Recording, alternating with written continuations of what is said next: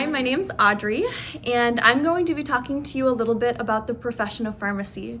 Did you know that pharmacists can specialize in lots of different areas and even in different diseases? There's lots of different specializations that you can have. One of these specializations is emergency medicine, and those are pharmacists who work in the emergency department. Another is oncology pharmacy, in which pharmacists work directly with cancer patients. And then there's psychiatric pharmacy, in which pharmacists work with individuals with mental illness. And pediatric pharmacy, which is a profession in which pharmacists are able to work with patients that are under the age of 18 to provide proper medication regimens.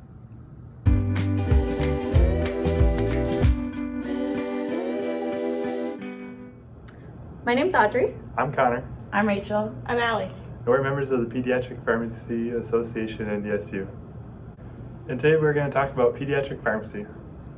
So with pediatric pharmacy in the hospital, it is important to know certain dosing recommendations, because if you have a 10-pound kid versus a 20-pound kid, the slightest difference of a medication can either harm them or it could not fix their issues correctly.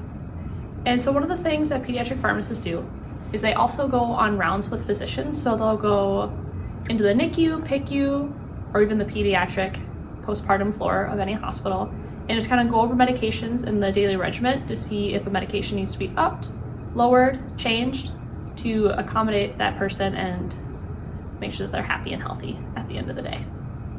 So with the difference of pediatric dosing, so we have some infants Tylenol and some children's Tylenol, where both of these medications, their dosing starts at 5 mils. So with that, so the difference with medications and dosing regimens, so you'll see these two syringes here, they look very similar. One is drawn up to 5 mils and one is drawn up to 5.2 mils. Even this much dosing in a pediatric, smaller patient would be very harmful to them. Here we'll show you how to garb up to perform sterile compounding. It is important to garb properly and sterilely to ensure no patient medications become contaminated.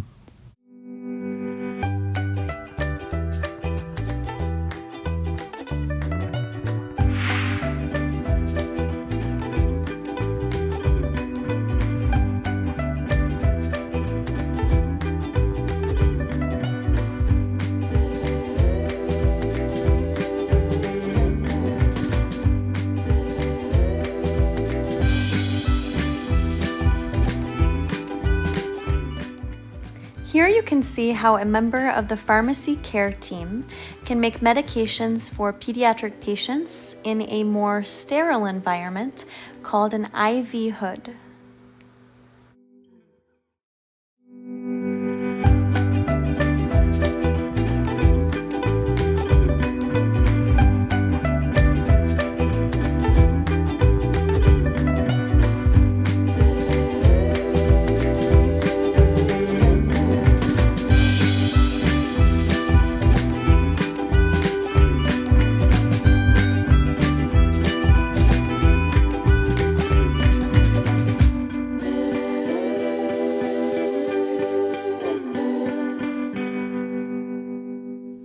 So a common med mistake that is made either in the IV hood or in the oral batching area is drawing up to the incorrect amount on a syringe. So on this syringe, we have where the bottom is at 0.6, but it's actually at 0.51, 0.52 of the medication. So if we were to do that, that would be a tremendous mistake of only putting 0.52 at a 0.6 in an IV bag.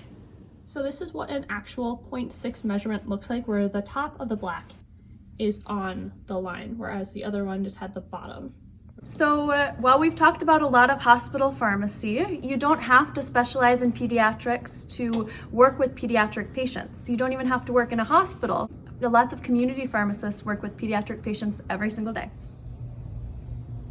This is what a typical kids section looks like at a community pharmacy, with various children's medications that are liquid or solid. So in this scenario, I'm a community pharmacist. A parent just bought this amoxicillin antibiotic for their kid, and they want a different flavor to make it taste better for their kid.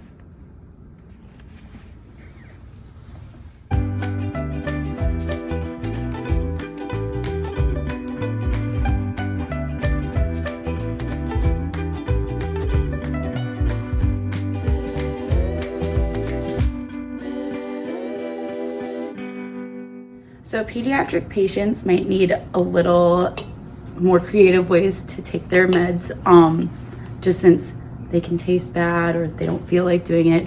So some things that parents or pharmacists can do to help with that would be to, well, first see if like you can get a flavor change. You could see if like the tablets could be crushed and then mixed into like pudding or applesauce. Having a popsicle first to kind of numb the taste buds, or even just like squirting into like the side or back of the mouth.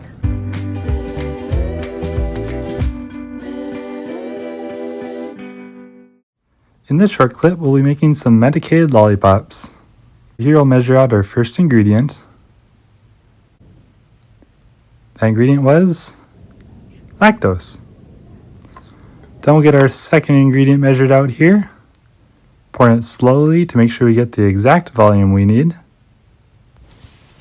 And this ingredient was glucose. We'll add all these into our beaker that's on our hot plate here.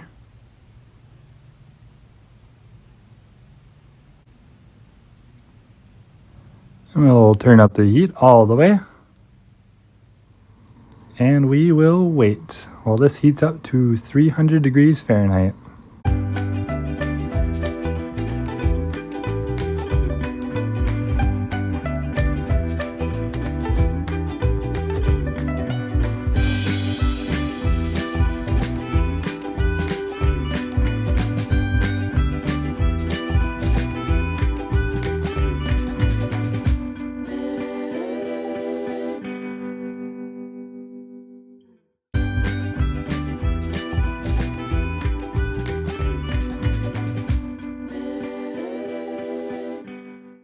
One important thing to consider is that a lot of medications, in order to advertise for different people, are bright and fun colors.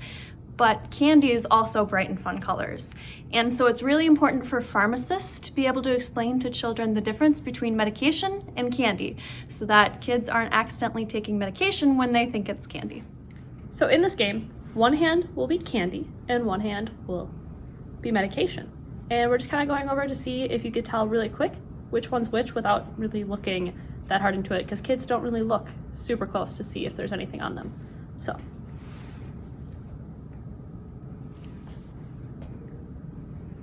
can you tell which one?